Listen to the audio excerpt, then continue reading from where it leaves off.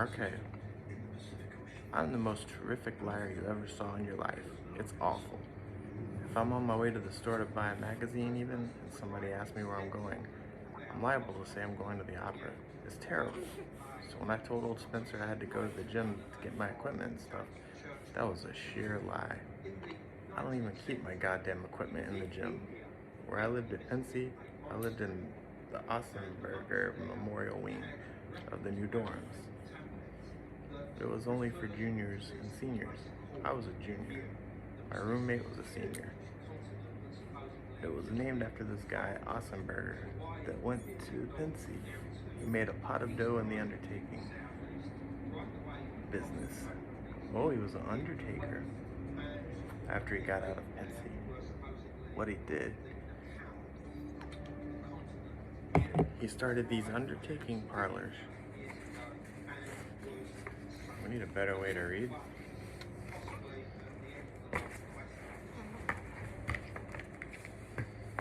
Xbox controller, hold the page. Okay. Okay.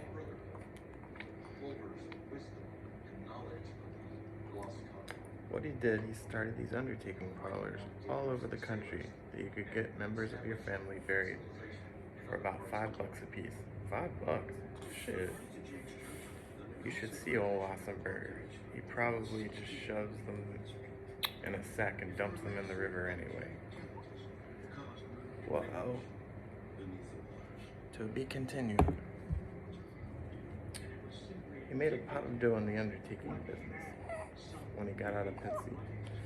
What he did, he started these undertaking parlors all over the country. They could get members of your family buried for $5 a piece.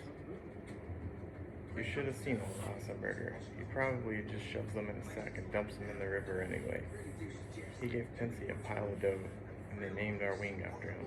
The first football game of the year, he came up to school in his big goddamn Cadillac, and we all had to stand up in the grandstand and give him a locomotive. That's a cheer. Then, the next morning, in the chapel, he made a speech that lasted about 10 hours. He started off with about 50 corny jokes just to show us what a regular guy he was. Very big deal. Then he started telling us how he was never ashamed when he was in some kind of trouble. Then he started telling us how he was never ashamed when he was in some kind of trouble or something. To get right down on his knees and pray to God. He told us we should always pray to God and talk to him now, wherever we were. He told us we ought to think of Jesus as our buddy and all. He said he talked to Jesus all the time, even when he was driving his car. That killed me. I can just see the big phony bastard shifting into gear and asking Jesus to send him a few more stiffs. The only good part of his speech was right in the middle of it. He was telling us about what a swell guy he was, what a hotshot and all. Then all of a sudden, this guy sitting in the row in front of me, Edgar Marsala, laid this terrific fart. It was a very crude thing to do in the chapel and all, but it was also quite amusing. Old Marsala, he damn near blew the roof off. Hardly anybody laughed out loud, and old Ostenberger made out like he didn't even hear it. But old Thermer, the headmaster, was sitting right next to him on the rostrum and all, and you could tell he heard it. Boy, was he sore. He didn't say anything then, but that next night, he made us have compulsory study hall. He made us have compulsory study hall in the academic building, and he came up and made a speech. He said that the boy that had created the disturbance in chapel wasn't fit to go to Pensy. We tried to get old Marsala to rip off another. They tried to get him to make another fart? Hold on, I gotta change the page. This one got one right while old Thermer was making a speech, but he wasn't in the right mood. Anyway, that's where I lived. Still hungry? Big mouth. Row, row, row.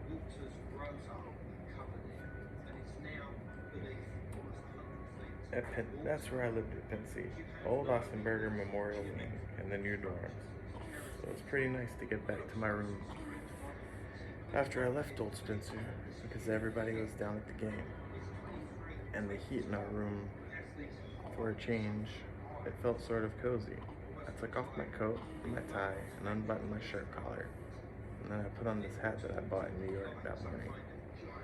It was this red hunting hat with one of those very long peaks. I saw it in the window of one of those sports stores when we got out of the subway. Just after I noticed I'd lost all the goddamn foils. It only cost me $1. The way I wore it, I swung the old peak way around to the back. Very corny. It sounds very gangster to me. I would rock it, I'll admit, but I liked it that way. It looked good. I looked good in it that way. Then I got this book I was reading and sat down in my chair. There were 2 chairs in every room. I had one, and my roommate, Ward Stoller, had one. Ward Stradletter.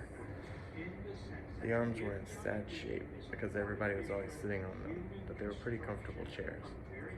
The book I was reading was this book I took out of the library by mistake. They gave me the wrong book, and I didn't notice until I got back to my room. They gave me Out of Africa by Isaac Denison. I thought it was going to stink, but it didn't. It was a very good book. I'm quite illiterate, but I read a lot. My favorite author is my brother D.B. My next favorite is Ring Lardner. My brother gave me a book by Ring Lardner for my birthday just before I went to Pensy. It had these very funny, crazy plays in it. And then it had this one story about a traffic cop that falls in love with this very cute girl that's always speeding. Only he's married, the cop, so he can't marry her or anything. Then this girl gets killed because she's always speeding. That story just about killed me. What I like best is a book that's at least funny once in a while. What I like best is a book that's at least funny once in a while. Daddy needs her glasses. I read a lot of classical books, like The Return of the Native and all, and I like them. And I read a lot of war books and mysteries and all, but they don't knock me out too much. What really knocks me out is a milk bottle. What really knocks me out is a book that when you're all done reading it, you wish the author that wrote it was a terrific friend of yours, and you could call him up on the phone whenever you felt like it. That doesn't happen much there. I wouldn't mind calling this Isaac Denison up, and Ring Lardner, except that D.B. told me he's dead. You take that book of Human Bondage by Somerset Maugham, though I read it last summer. It's a pretty good book and all, but I wouldn't want to call Somerset Maugham up. I don't know, he just isn't the kind of guy I'd want to call up. That's all. I'd rather call old Thomas Hardy up. I like that Eustacia vibe. Anyway, I put on my new hat, sat down, started reading that book, Out of Africa. I'd read it already, but I wanted to read certain parts over again. Burp. Time for burps. Booyah. Uh-oh, crap. Uh-oh. We lost our page.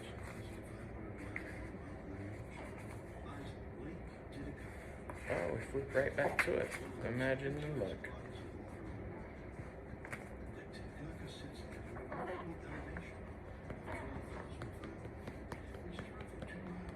Let's see.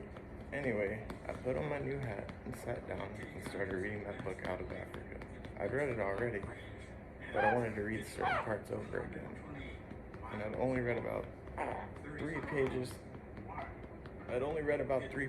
Though, when I heard somebody coming up. I knew right away who it was. It was Robert Ackley, this guy that roomed right next to me. And there was a shower.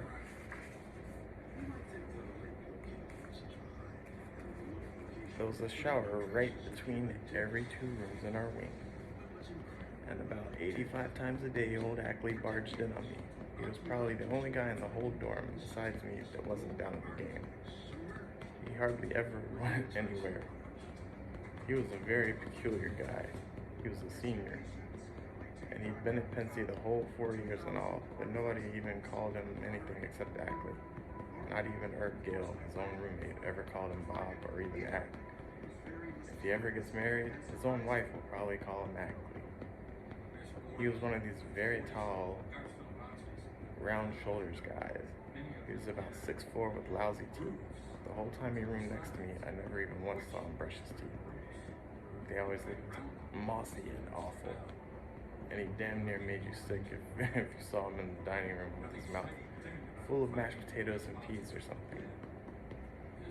Besides that, he had a lot of pimples. Not just on his forehead or his chin like most guys, but all over his face. And not only that, he had a terrible personality. He was also sort of a nasty guy. I wasn't too crazy about him, to tell you the truth. I could feel him standing on the shower ledge, right behind my chair, taking a look to see if Stradler was around. He hated Stradler's guts, and he never came in the room if Stradler was around. He hated everybody's guts damn near. He came down off the shower ledge and came in the room. "Hi," he said. He always said it like he was terrifically bored. "Hi," or terrifically tired. He didn't want you to think he was visiting you or anything. He wanted you to think he'd come by mistake, for God's sake. "Hi," I said, but I didn't look up from my book. With a guy like Ackley, if you looked up from your book, you were a goner. You were a goner anyway, but not as quick if you didn't look up right away. He started walking around the room, very slow and all, the way he always did, picking up your personal stuff off your desk or chiffon. He always picked up your personal stuff and looked at it. Boy, could he get on your nerves sometimes.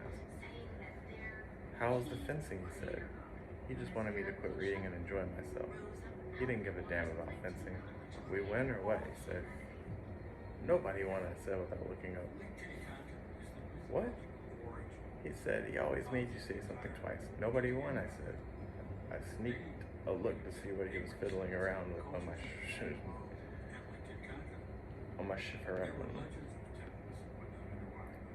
Chiffonier. He was looking at this picture of this girl I used to go around with in New York, Sally Hayes. He must have picked up that goddamn picture and looked at it at least 5,000 times since I got it. He always put it back in the wrong place when he was finished. He did it on purpose, you could tell. "Nobody won," he said. "Nobody won?" I said. "How come?" "I left the goddamn foils and stuff on the subway." I still didn't look up at him. "On the subway, for Christ's sake? You lost them, you mean?" "We got on the wrong subway. I had to keep getting up to look at the map on the wall." He came over and stood right in my light. "Hey," I said. "I've read the same sentence about 20 times since you came in. Anybody else except Ackley would have taken the goddamn hint. Not him, though. They think they'll make you pay for them? I don't know. I don't give a damn. How about sitting down or something, Ackley kid? You're right in my goddamn light." He didn't like it when you called him Ackley kid. He was always telling me I was a goddamn kid because I was 16 and he was 18. It drove him mad when I called him Ackley kid. He kept standing there. He was exactly the kind of guy that wouldn't get out of your light when you asked him to. He'd do it finally, but it took him a lot longer if you asked him to. "What the hell are you reading?" he said. "Goddamn book." He shoved my book back with his hand so he could see the name of it. "Any good?" he said. "The sentence I'm reading is terrific.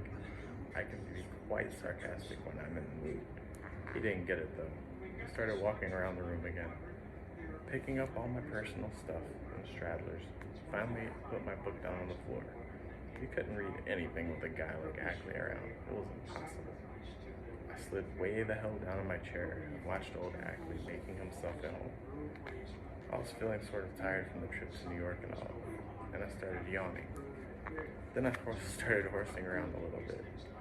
Sometimes I horse around quite a lot just to keep from getting bored.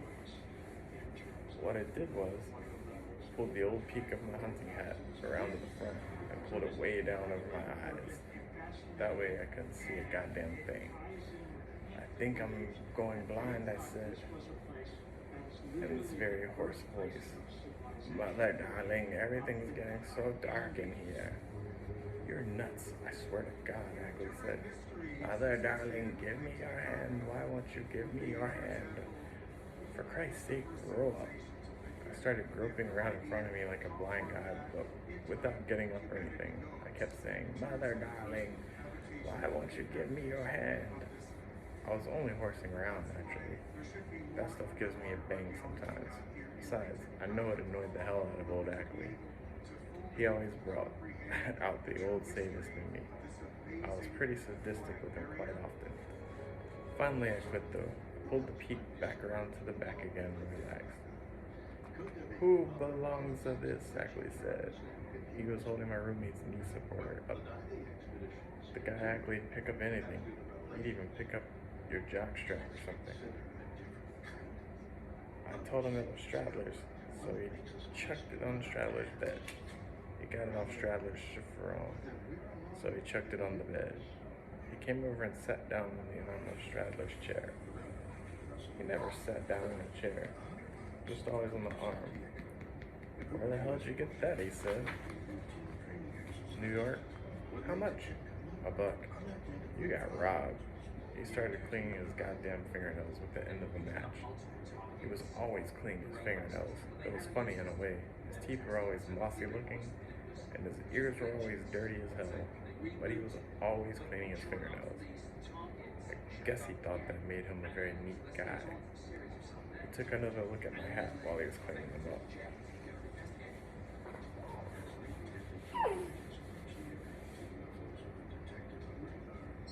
Took another look at my hat while he was cleaning them. Up home, we wear a hat like that to shoot deer in, for Christ's sake, he said. That's a deer shooting hat. Like hell it is. I took it off and looked at it.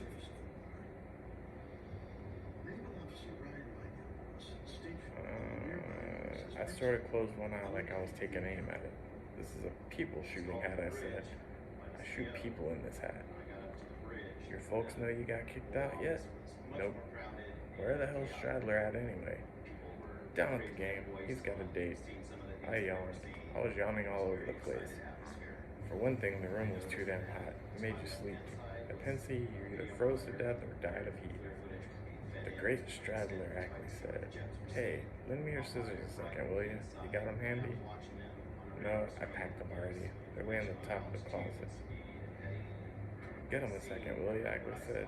I got this hangnail I want to cut off. He didn't care if he packed something or not, and had it all the way up in the closet. I got him for him, though. I nearly got killed doing it, too. The second I opened the closet door, Stradler's tennis racket, his wooden pressing off, fell right on my head. It made a big clunk, and it hurt like hell. It damn near killed old Ackley, though. He started laughing in his very high falsetto voice. He kept laughing the whole time. I was taking down my suitcase and getting the scissors out for him. Something like that, a guy getting hit on the head with a rock or something, tickled the pants off Ackley. You have a damn good sense of humor, Ackley kid. I told him. You know that? I handed him the scissors. Let me be your manager. I'll get you on the goddamn radio. I sat down in my chair again and he started cutting his horny looking nails. How about using the table or something, I said. Cut them over the table, will you? I don't feel like walking on your crummy nails in my bare feet tonight. He kept right on cutting them over the floor, though. What lousy manners. I mean it. Who's Stradler's date, he said. He was always keeping tabs on who Stradler was dating, even though he hated Stradler's guts. I don't know why. No reason. Boy, I can't stand that son of a bitch. He's one son of a bitch. I really can't stand. He's crazy about you. He told me he thinks you're a goddamn prince. I said, I call people a prince quite often when I'm horsing around. It keeps me from getting bored or something. This is going to be a 2-part chapter.